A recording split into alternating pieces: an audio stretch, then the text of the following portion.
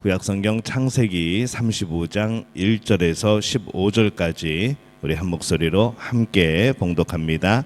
하나님이 야곱에게 이르시되 일어나 베델로 올라가서 거기에 거주하며 내가 내 형 에서의 낯을 피하여 도망하던 때에 내게 나타났던 하나님께서 거기서 제단을 쌓으라 하신지라. 야곱이 이에 자기 집안 사람과 자기와 함께한 모든 자에게 이르되 너희 중에 있는 이방 신상을 버리고 자신을 정결하게 하고 너희들의 의복을 바꾸어 입으라. 우리가 일어나 베델로 올라가자. 내 환난 날에 내게 응답하시며 내가 가는 길에서 나와 함께 하신 하나님께 내가 거기서 제단을 쌓으려 하노라 하매 그들이 자기 손에 있는 모든 이방 신상들과 자기 귀에 있는 귀고리들을 야곱에게 주는지라. 야곱이 그것들을 세겜 근처 상수리 나무 아래 묻고 그들이 떠났으나 하나님이 그 사면 고을들로 크게 두려워하게 하셨으므로 야곱의 아들들을 추격하는 자가 없었더라. 야곱과 그와 함께한 모든 사람이 가나안 땅 루스 곧 베델에 이르고 그가 거기서 제단을 쌓고 그곳을 엘 베델이라 불렀으니 이는 그의 형의 낯을 피할 때에 하나님이 거기서 그에게 나타나셨음이더라.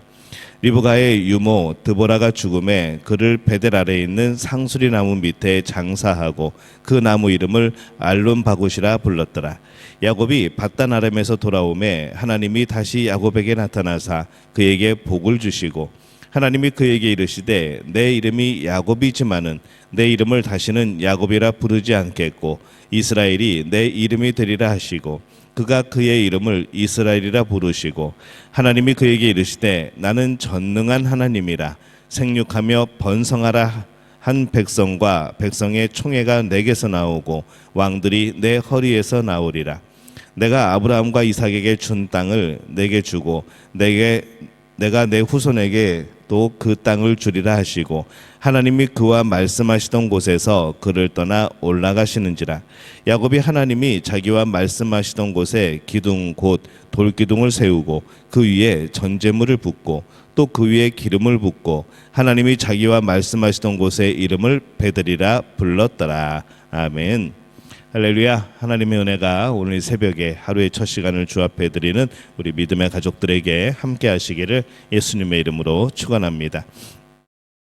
오늘 말씀은 야곱이 세겜에서 베델로 가는 그런 내용을 담고 있습니다.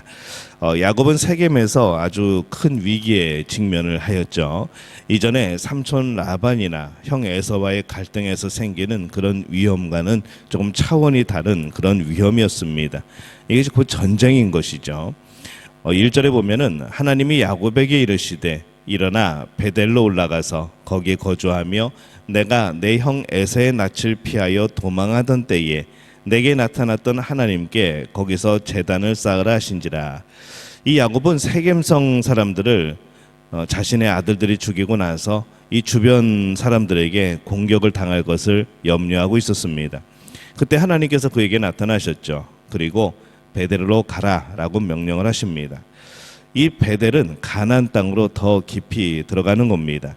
겉으로 볼 때는 가나안 사람들이 있는 곳이 아니라 왔던 길을 돌아가 하란 지역으로 가는 것이 더 안전한 것이 아닌가라는 그런 생각도 해보지만은 그런데 이 베델은 그가 이전에 하나님께서 약속하셨던 그곳이죠. 이전에 그가 그곳에서 제단을 쌓을 것이라고 말하였던 이제 그것을 실행하라고 말씀을 하시는 겁니다. 그래서 그는 다시 하나님 앞에 서게 됩니다.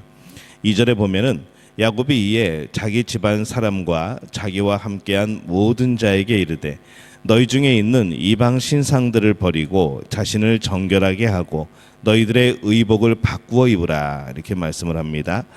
하나님 앞에 서기 위하여서 이 거룩하신 하나님 앞에 이제 거룩함으로 서야 하는 것이죠. 그래서 이방 신상은 아마 이 식솔들이 그들의 일부가 하란에서 떠나올 때 가지고 온 걸 겁니다. 또한 세겜성에서 노략질을 할 때에 그때 또 가져왔던 이 당시의 이방 신상들 그런 조그만한 신상들은 뭐 이제 귀한 금속으로 되어 있었기 때문에 이제 그런 것들을 노략질했을 것으로 봅니다. 야곱은 그러한 것들을 모두 버리고 새로 거듭나고자 했던 것이죠. 3절에 보면은 우리가 일어나 베델로 올라가자. 내 환난 날에 내게 응답하시며 내가 가는 길에서 나와 함께 하신 하나님께 내가 거기서 제단을 쌓으리 하노라 하매. 야곱은 리더답게 사람들에게 말합니다. 사람들의 마음을 두려움에서 지금 믿음으로 바꾸고 있는 거죠. 사람들을 보는 마음에서 하나님을 보는 마음으로 그가 바뀌어지고 있는 겁니다.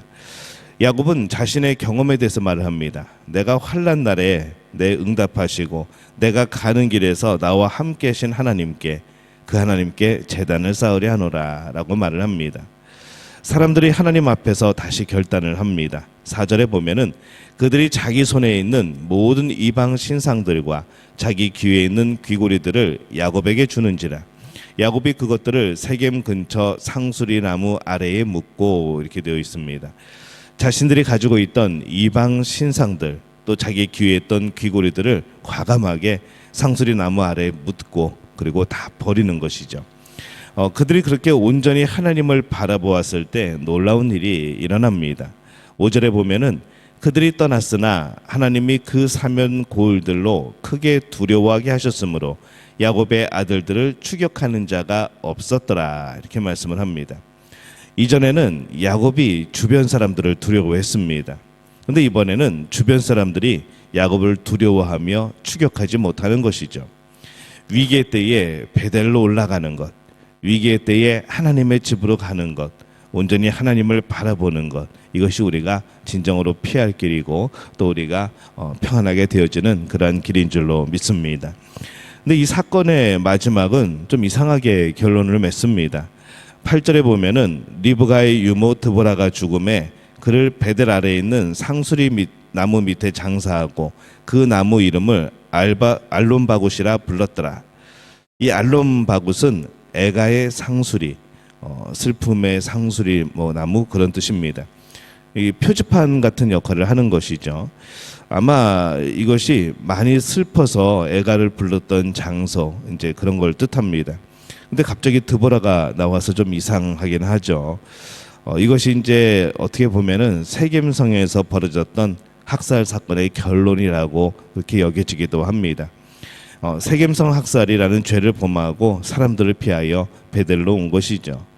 그리고 애통하고 회개하는 눈물을 흘리지 못하였는데 이 드보라의 죽음으로 인하여서 함께 슬퍼하면서 자기들의 죄를 회개하고 애통해하고 회개하는 그런 계기가 되지 않았을까, 이제 그런 마음을 가지게 되지 않았을까 한번 생각해 보게 되어집니다. 베델에 온 야곱은 다시 시작을 합니다. 9절에 보면은 야곱이 밧단 아람에서 돌아오매 하나님이 다시 야곱에게 나타나사 그에게 복을 주시고, 이 베델에서 하나님께서 야곱에게 다시 언약의 말씀을 주십니다. 10절에 보면은 하나님이 그에게 이르시되 내 이름이 야곱이지만은 내 이름을 다시는 야곱이라 부르지 않겠고 이스라엘이 내 이름이 되리라 하시고 그가 그의 이름을 이스라엘이라 부르시고. 이 야곱은 이제 하나님 앞에 선 사람, 하나님의 은혜를 얻은 자, 이제 이름이 그렇게 되어지는 것이죠. 이것이 그의 정체성이 되어지고 지금까지 우리 모든 믿는 자들의 정체성이 되어지는 겁니다. 11절에 보면은 하나님이 그에게 이르시되 나는 전능한 하나님이라 생육하며 번성하라. 한 백성과 백성들의 총회가 내게서 나오고 왕들이 내 허리에서 나오리라. 생육하고 번성하라, 이렇게 말씀을 합니다. 이 창조 명령과 같죠. 그리고 하나님께서 사람을 창조하시고 이 창조의 목적이 야곱과 함께하고 있고 야곱 안에서 이루어지고 있는 것을 지금 보고 있습니다. 12절에 보면은 내가 아브라함과 이삭에게 준 땅을 내게 주고 내가 내 후손에게도 그 땅을 주리라 하시고, 이 아브라함과 이삭에게 주신 언약이 지금 야곱으로 이어지고 있습니다. 그 약속을 다시 한번 확인해 주시는 거죠. 야곱이 그 마음 안에서 그것을 다시 확인해야 되는 그런 일들이 계속 벌어집니다. 근데 이게 한 번만 확인하는 것이 아니라 계속해서 확인을 하는 것이죠. 우리는 우리의 언약을 계속해서 확인을 해야 합니다. 이 확인한다는 것이 의심해서 확인한다거나 아니면 단순하게 반복하는 것이 아니라 더 깊어지는 것이죠. 하나님의 약속을 다시 한번 반복하고 확인할 때마다 내 믿음이 더욱더 깊어지는 것, 하나님의 그 은혜에 대해서 더욱더 감사하게 되어지는 것. 근데 우리가 확인하지 않으면은 그대로 있는 것이 아니고 사라집니다. 하나님이 우리에게 주신 약속들 우리가 되새기고 확인하지 않으면 점점 잊혀져 버리는 것이죠. 그래서 우리는 우리에게 주신 이 하나님의 말씀, 이것을 반복하여서 그 언약을 확인할 필요가 있습니다. 또 확인할 때마다 그것이 내 안에서 진정한 믿음으로 새겨지고, 그것이 확신이 되어지고, 또 내 입술에 고백이 되어지고, 또 하나님에 대한 은혜, 하나님이 주신 은혜에 대한 이해가 깊어지게 되는 것이죠. 그래서 날마다 이 반복을 통하여서 나의 삶에서 이 하나님의 약속을 확인해야 되는 겁니다. 그래서 언약을 갱신한다고 그러죠. 하나님께서 우리의 마음을 새롭게 하실 겁니다. 우리의 마음이 하나님 앞에 늘 새롭게 되어져야 됩니다. 과거가 아니라 오늘 예배하고 있고, 오늘 말씀을 읽고 있고, 오늘 기도하고 있어야 된다는 것이죠. 옛날에 예배하고 옛날에 말씀을 읽었었고 옛날에 기도했었다가 아니라 오늘 제 확인함으로 인하여서, 그 말씀해 주신 약속을 확인함으로 인하여서 오늘 여전히 그러고 있어야 된다는 겁니다. 또 앞으로도 미래에 그렇게 우리가 그 모습으로 더욱 깊은 믿음의 삶을 살아갈 수 있도록 그렇게 기도해야 된다는 것이죠. 오늘 야곱이 세겜성에서 베델로 가서 다시 시작하는 것을 봅니다. 이 100세가 넘어서 다시 시작하는 거죠. 그들이 베델로 가지 않았다면 이 주변 사람들에게 몰살당하지 않았을까 생각을 해봅니다. 그의 가족이 세겜성의 모든 것을 묻고 다시 출발하지 않았다면 이 세겜성 상수리 나무 아래 묻은 그것이 그들의 발목을 잡지 않았을까라는 생각도 해봅니다.